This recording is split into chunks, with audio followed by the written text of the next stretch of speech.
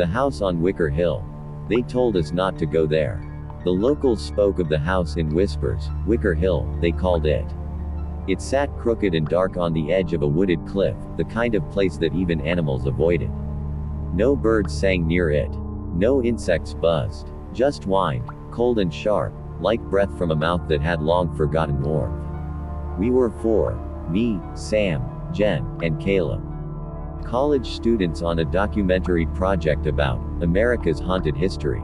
We'd done the typical tour: abandoned hospitals, run-down plantations, creaky Victorian houses that were more dusty than dangerous.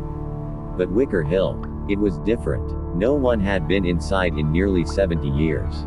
The last known occupant, a recluse named Martha Eldridge, vanished in 1956. Her body was never found.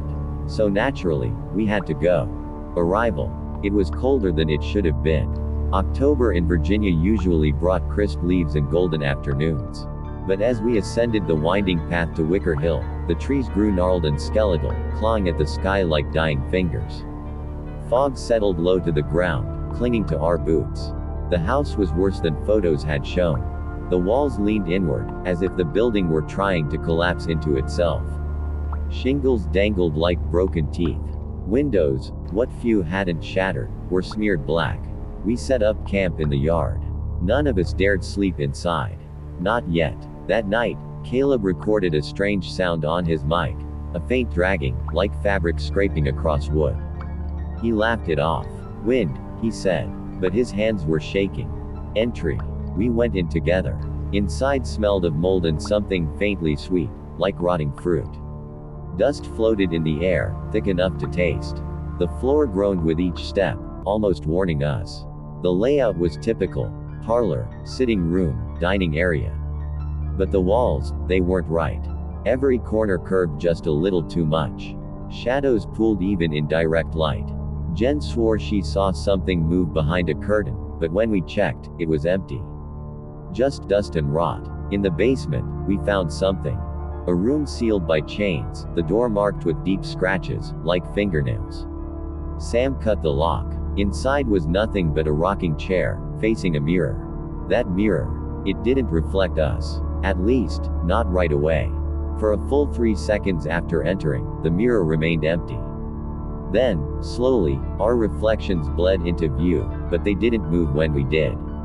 They stared, eyes wide, unblinking. We noped out of there fast. Nightfall. That night, Sam started talking in his sleep. Not words, just syllables, harsh and rasping, like another language. Jen recorded it and ran it through software. Nothing matched. It wasn't any known language. In the morning, he didn't remember a thing. But he was pale, and he wouldn't go near the house again. We decided to leave. Our gear packed, car loaded, we turned the key. The engine sputtered, then died. We checked the battery, the gas, the ignition. Everything was fine. It just wouldn't start. No signal either. Our phones showed static when unlocked. Not no bars. Just white noise. So we waited. Isolation. Jen vanished. 1 minute she was filming the back of the house, the next, gone. No scream. No struggle. Just her camera lying in the grass, lens shattered. We searched for hours. The woods, the house, even the well out back. Nothing. That night, we heard her. From inside the basement. Help me. Her voice. Soft. Pleading. Over and over. But when we entered the basement, it wasn't Jen. It was her reflection. Standing in the mirror. Screaming. Madness. Sam refused to eat. He sat by the fire all day, eyes fixed on nothing, muttering that he saw himself watching from the windows. Caleb tried to find a way down the hill on foot. He returned at dusk, covered in scratches and rambling that the forest looped.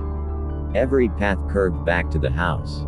I dreamt of the mirror. Every night. And every time I looked into it, my reflection was smiling. Wider. Hungrier. Possession. Sam walked into the house before sunrise. We followed. He was in the rocking chair. Still. Smiling. His eyes were pitch black. We tried to move him, but his body was stiff, too cold, too rigid. The mirror in front of him now showed all three of us, Caleb, me, and someone else. A fourth figure. Watching. We ran. That night, Caleb hung himself in the woods. The note pinned to his chest read, "I was already dead. Alone. I didn't sleep. I couldn't. I heard them whispering. From the walls. From the trees. From inside my own mind. And then, just before dawn, I saw my reflection walk out of the mirror. It stood there, breathing, smiling. And I, my real self, couldn't move. Couldn't speak. It touched my face, and I felt my skin turn cold, like stone. Then it whispered, 'You're free now.' But I wasn't. It left the room. I could hear it walking, using my voice. Using my body. I'm still in the mirror. Still screaming. If you find this, don't come to Wekker Hill. Because once the house knows your name, it never forgets. And your voice isn't yours anymore."